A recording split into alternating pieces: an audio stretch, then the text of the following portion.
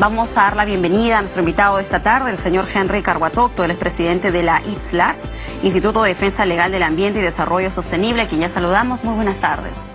Muy buenas tardes. Muy bien, ya han pasado 3 días desde que se dio a conocer de este derrame bastante importante de crudo en esta zona de Cuninico, ¿no? Esta comunidad nativa y los alrededores. Se dice incluso de que esto ha estado un poco por 9 horas, ha sido prácticamente el derrame. A 3 días de esta situación, ¿cuál es el panorama actual, hoy lunes? ¿Usted ha tenido comunicación con los ciudadanos, los pobladores de este sector o algunas organizaciones que le pueden dar información en estos momentos? Hemos recabado información y hemos advertido que son 2 derrames de petróleo. ¿El viernes han ocurrido 2? No, primero uno el 10 de septiembre. ¿Sí? Y luego uno un día después, que ya es el famoso caso de Cuninico. Específicamente el primero fue en el ámbito del territorio autónomo de la nación Chapra, donde la presidenta de esta organización, Olivia Visa, denunció este derrame, y fue debido a eso que ha asistido OEFA o Sinermin, la Autoridad Nacional del Agua y la Fiscalía para constatar el derrame. Y luego de eso ha ocurrido el caso de Cuninico. En ambos casos, lo que está en controversia, como podemos ver allí, es que el petróleo ha contaminado el río, el agua dulce, de donde ellos beben directamente, cocinan, y básicamente ellos consumen pescado. También su fuente proteica está en peligro. Además, en el caso de la nación Chapra, la zona que han contaminado es una zona de pesca ancestral y protegida por el Ministerio del Ambiente con Profonampe, que estaban haciendo un proyecto para poder rescatar esta zona. Y es irónico que por un lado el Estado esté protegiendo y por el otro una empresa estatal no tome medidas adecuadas para contener los derrames. Vamos a poner el siguiente ejemplo.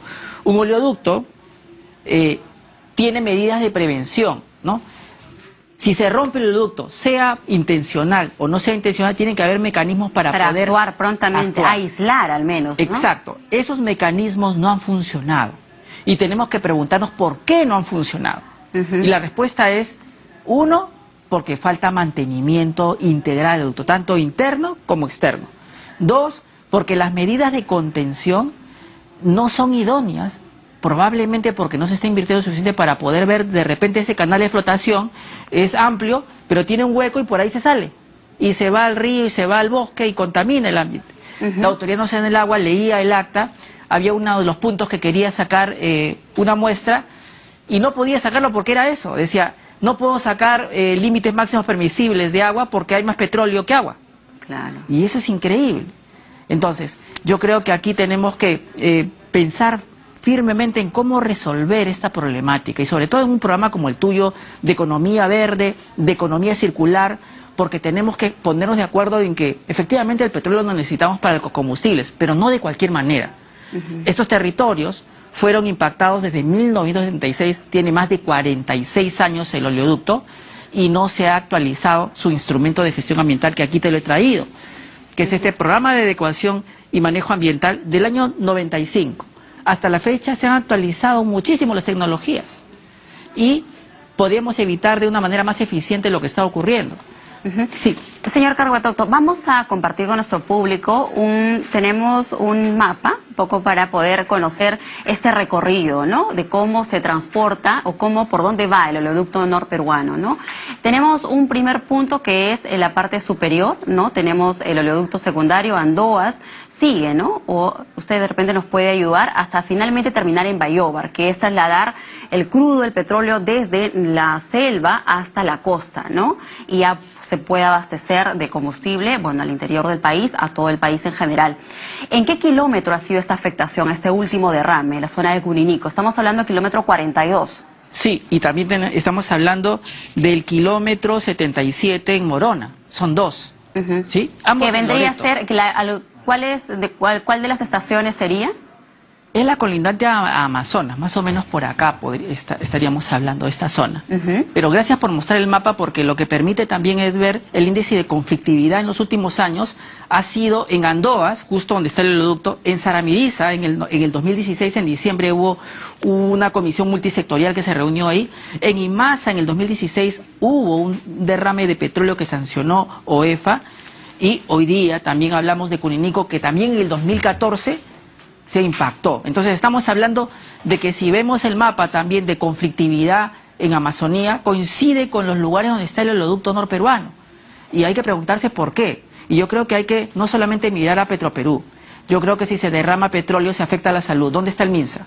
Si se derrama petróleo y se afectan a los peces que se contaminan, ¿dónde está Produce?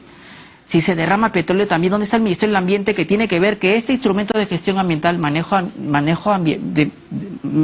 programa de adecuación medioambiental, cuándo se actualiza, Minan? ¿Cuándo se actualiza? Porque esto haría que tengamos la tecnología idónea para contener estos derrames. Los planes de contingencia están acá. Usted nos está diciendo que el plan de contingencia de Petroperú, que debe de tener por norma, no han funcionado, ¿no? Independientemente de cuál sea las causas, aunque Petroperú ya ha señalado a través de un comunicado de que ha sido intencional, ¿no? De que esto habría sido ocasionado por la mano de hombre, que un poco también ha sido el referente para sus anteriores comunicados o sucesos similares en las que ellos han señalado de que estos son causados o originados, ¿no? Entonces, sin embargo, independientemente de ello, usted señala de que no ha habido la respuesta adecuada. Y en este caso en particular, a diferencia de otras oportunidades, el crudo sí ha logrado llegar al río, ¿no? Porque antes se podía contener, si bien es cierto era un espacio importante, contaminado, pero se aislaba. Ahora llegó al río Cuninico y también al Marañón. Sí. Estamos hablando de un tramo bastante importante y sobre todo que es una fuente de vida para las comunidades, porque es el recurso que estas comunidades usan, o las que se abastecen de agua. Entonces le preguntamos, ¿cómo están ahora estas comunidades? ¿De cuánta población estamos hablando? Básicamente estamos hablando de comunidades amazónicas que se alimentan principalmente de pescado, pero también el río baña sus chacras de yucas, pero también el río es su fuente de recreación, pero también el río es una fuente también de... todo gira en torno a esta identidad etnico-cultural, o sea, el río y los pueblos indígenas son uno. El impacto al río también no es un impacto material, sino psicológico, social. Por eso es que en el último caso de Cuninico, en este que Petroperú ha mencionado, que se han puesto de acuerdo, al principio no los dejaban entrar. ¿Por qué? Porque estaban indignados. Me has contaminado. ¿Qué condiciones me das para esto hacerlo bien? Y ahí yo quería llegar a algo que es importante. El convenio 169 de la OIT señala que el desarrollo de actividades hidrocarburíferas tiene que ser con consulta previa y con consentimiento libre e informado. Claro, porque usted habla desde el inicio de lo que es el trayecto del oleoducto norperuano, hay una línea de conflictividad, ¿no? Que esto, porque los derrames en este sector, en este proyecto, no es de ahora. Solo en septiembre, hasta el presente mes, se han registrado más de 5 o 6 derrames de petróleo en esta zona. Y si remontamos 2021, 2020, de seguro que también hay una sumatoria importante. ¿Por qué se produce la conflictividad? ¿O por qué finalmente, después de las investigaciones que le permitió a Petroperú de repente pronunciarse de manera oficial, se dan estos cortes de manera intencional, ¿no? Cuando se ha determinado que sea así? ¿Por qué hay esta conflictividad? ¿Por qué la población podría reaccionar de esta manera? Yo creo que todo radica en el origen. Cuando en 1976 se instala el oleoducto en casi la mitad del Perú, no se pide permiso a nadie, no se compensa a nadie. Estas tierras se consideraron gratuitas y transcurrían sobre territorios indígenas. Luego viene el convenio 69 de OIT y dice, oye, el derecho de propiedad indígena, la consulta previa, el consentimiento... ¿Qué es lo que usted tiene en el documento? La consulta previa, lo que significa consultarle a las comunidades, a nuestros pueblos originarios, el poder realizar algún proyecto. Y eso no sucedió en el 76. Yo quería decirte algo importante de los televidentes. Ninguna población indígena que he visitado se opone al desarrollo de hidrocarburos. Ellos saben que es parte del desarrollo. Ellos a lo que de alguna manera se indignan es las condiciones en que funciona el oleoducto. ¿Y cómo funciona? Funciona con unas deficiencias en cuanto, primero, el mantenimiento integral del oleoducto. Ocinermin, y este es un dato oficial, ha señalado que no hay un mantenimiento integral del oleoducto. OEFA, en el caso de Imasi Morona, que hemos visto allí hace un momento, manifestó que había una falta de mantenimiento en el oleoducto. En el caso del derrame del 2014, también una falta de mantenimiento. Cuando usted se refiere a falta de mantenimiento, ¿a qué se refiere? ¿Que eso está corroído, tiene rajaduras? Porque también de manera oficial Petroperú ha señalado de que este tipo de oleoductos tiene una vida de 60 años con el mantenimiento adecuado y este oleoducto tendría cerca de 45 o 46 años. Entonces, se podría decir que todavía o puede seguir funcionando. Sin embargo, ¿a qué se refiere usted cuando dice que no tiene el mantenimiento? Cuando Petroperú dice que sí procede con el mantenimiento del oleoducto. Voy a ponerlo en términos sencillos. Si yo me compro un auto del año, tiene que recibir mantenimiento periódico.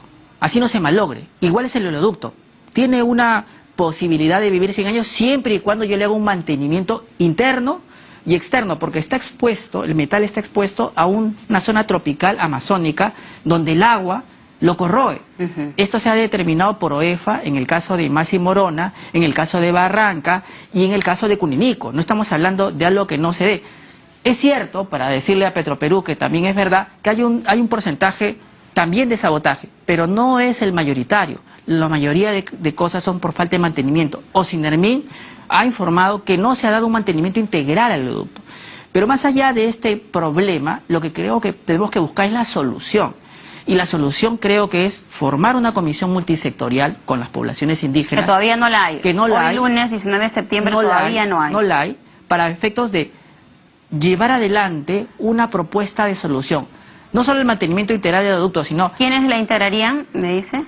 Tendría que estar el MINSA porque hay afectación a la salud. Así es. Mire, se ha afectado a pueblos indígenas. ¿Dónde está el Ministerio de Cultura ahí? ¿Dónde está el Ministerio de Cultura y se han afectado a pueblos indígenas? No aparece. También tendría que estar Produce porque la pesca se afecta. También tendría que estar Agricultura porque el río contaminado se afecta. Obviamente tendría que estar OEFA, el ANA, Ocinermin y la propia Petroperú y los pueblos indígenas afectados. Y ponernos de acuerdo, llegar a un consenso de cómo podría hacerse este monitoreo y vigilancia. Yo le cuento algo que no es un secreto. ¿Qué pasaría si se financia a los pueblos indígenas para que ellos hagan una vigilancia y monitoreo de esos oleoductos para que ellos de alguna manera puedan avisar cuando alguno de estos colapsa? De hecho, en todos los derrames, incluidos estos, los que dijeron que había ocurrido el derrame fueron los indígenas. Es mucho más económico, beneficias a la propia población indígena. Y recuerda una cosa, Romy, este es un tema económico, o sea, si pasó por mi propiedad debió compensarme, o si quieres expropiarme. No ocurrió nada de eso. Una forma de devolver desarrollo social es paguemos un programa de vigilancia y monitoreo, una alerta temprana. De hecho estuvo funcionando. Así es. De hecho estuvo funcionando, pero la pregunta es ¿por qué no continúa funcionando?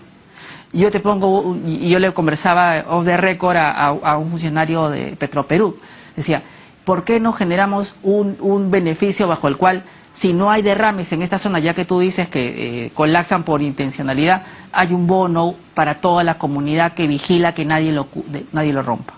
Tenemos que generar incentivos económicos para que eso no ocurra, pero gratis nadie va a cuidarte el oleoducto y tú tampoco lo estás haciendo. No tienes capacidad, hemos visto, mitad de Perú está el oleoducto y Petroperú ni el Estado peruano tiene capacidad para vigilarlo. ¿Quiénes están ahí? Los pueblos indígenas. ¿Por qué no pactamos con ellos, no concertamos medidas técnicamente adecuadas, le damos financiamiento? ¿Usted tiene comunicación con ellos, con los dirigentes? Sí, yo he tenido comunicación el día de hoy. ¿Cuál es la posición que ellos tienen?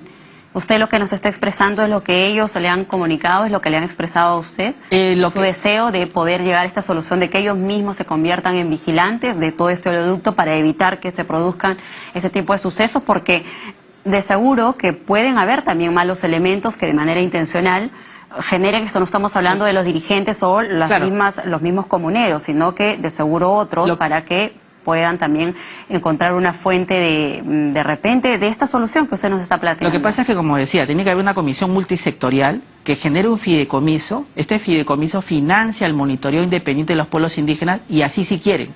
Pero lo que no quieren es que la empresa les pague directamente porque se transforman en sus trabajadores y sus empleados y no van a poder contar. Y esto no es de ahora. Esto se viene conversando desde 2014. Y yo creo que el principio de internalización de costos, la actividad económica que genera un impacto negativo tiene que financiar el financiamiento de su vigilancia. Así es. Y lo otro también que yo iba a decir es, y el seguro de responsabilidad civil por daño ambiental nunca se activó, como Rexol.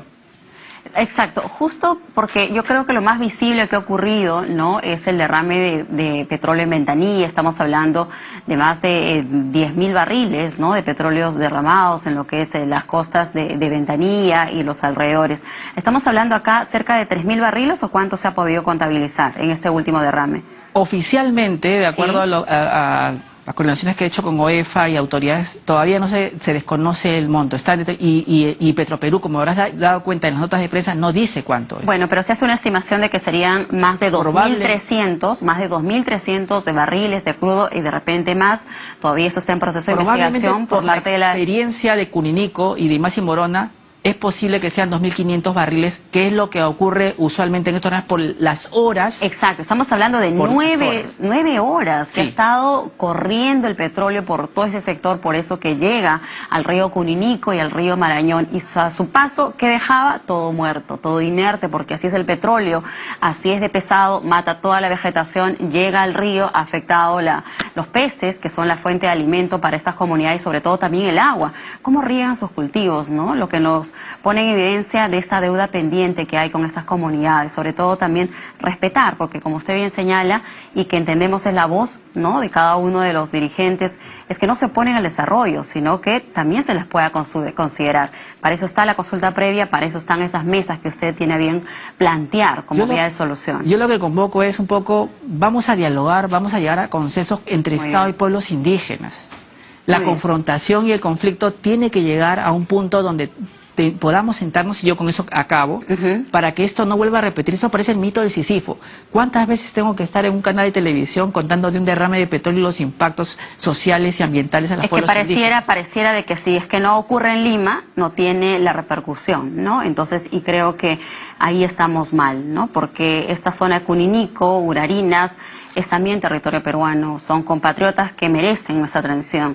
Entonces estamos hablando de que ahora necesitan agua, alimentos, ¿no? ¿Qué más, por favor? Para que las personas o la sociedad pueda también, sabe, la solidaridad pueda alcanzar, o las autoridades del sector mismo. ¿Qué necesitan en estos momentos? Hoy día necesitan fundamentalmente alimentación, porque los peces que consumían están contaminados. Agua, efectivamente. Y obviamente algunos ayuda económica, un bono, porque ellos pescaban y lo comercializaban, ya no lo pueden hacer. Cosechaban su yuca y lo vendían en el mercado, ya no lo pueden hacer. Incluso si no está contaminada, ¿quién me va a comprar una yuca de una zona donde hay contaminación? No, y si la compra también estamos iniciando esta cadena de contaminación, afectando gravemente la salud, ¿no? Efectivamente, no necesitan un apoyo económico para poder subsistir. Y yo creo que, igual que Repsol, lo diría igual, voy a cerrar solamente con esta idea. Una vez limpiado y dado estos alimentos, tenemos que generar una remediación ambiental. Sí. Muy bien, muchísimas gracias, señor Carguatocto. Muchísimas gracias, sinceramente, por permitirnos conocer la situación de este último derrame de petróleo en la zona en lo que es el oleoducto norperuano, kilómetro 42. Estamos hablando de más de 2.300 barriles de manera preliminar. Todavía no está confirmado porque las investigaciones ya se han iniciado y esperamos que sobre las conclusiones también, o lo que se encuentre, se pueda trabajar, porque no se puede estar permitiendo que cada cierto tiempo estemos reportando derrames y siendo indiferentes a lo que están pasando estas comunidades. Muchísimas gracias, el señor Henry Carguatocto, presidente de ISLATS, Instituto de Defensa Legal del Ambiente y Desarrollo Sostenible, con nosotros. Muy buenas tardes. Muy buenas tardes. Muy bien, amigos, nos vamos rápidamente a